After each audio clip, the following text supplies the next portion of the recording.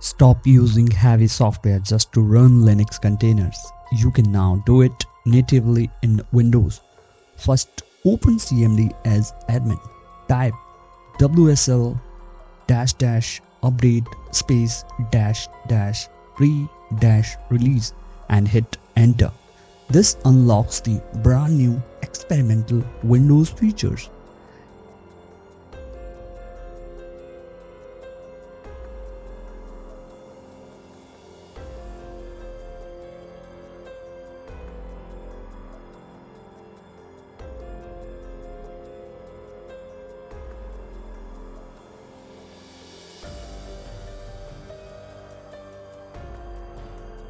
Restart your PC now.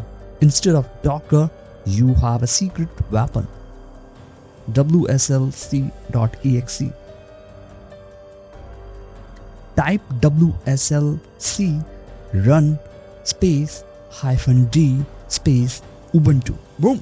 Lightweight native Linux container running directly inside Windows without the massive memory lag.